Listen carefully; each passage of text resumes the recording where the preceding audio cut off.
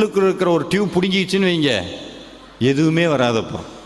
அப்போ உள்ளே இருக்கிறது என்ன பண்ணும்? சந்தோஷமாக இருக்கும். அப்போ எப்போ சந்தோஷமாக இருக்கிறோமோ, எப்போ திருப்தியாக இருக்கிறோமோ, இந்த யூனிவர்ஸ் பிரபஞ்சமும் இறை ஆற்றலும் என்ன நினச்சிக்கும்னா, ஓ இவனுக்கு சந்தோஷமாக இருக்கிறது தான் பிடிக்கும் போல இருக்குன்னு திருப்ப திருப்ப திருப்ப உங்களை சந்தோஷமாக வச்சுக்கிறதுக்கு என்ன தேவையோ அதை கொடுத்து கொண்டே இருக்கும், கொடுத்து கொண்டே இருக்கும். இந்த உணர்வை முருக பக்தி தான் கொடுக்கும். இந்த உணர்வை முருக பக்தி தான் கொடுக்கும். சாமி போனார், அருணகிரிநாதர் போனார், முருகப்பெருமான் அப்படியே போகிறார். போய் முன்னாடி நிற்கிறார். பார்த்தா நம்மளை மாதிரி நிறைய பேர் உட்காந்து புலம்பிக்கிட்டே இருக்காங்க சாமிகிட்ட, இது கஷ்டம் அது கஷ்டம். அருணகிரிநாதர் கோபம் வந்துருச்சு, இவ்வளவு கஷ்டத்தில் ஏன் அவங்கள வைக்கிற?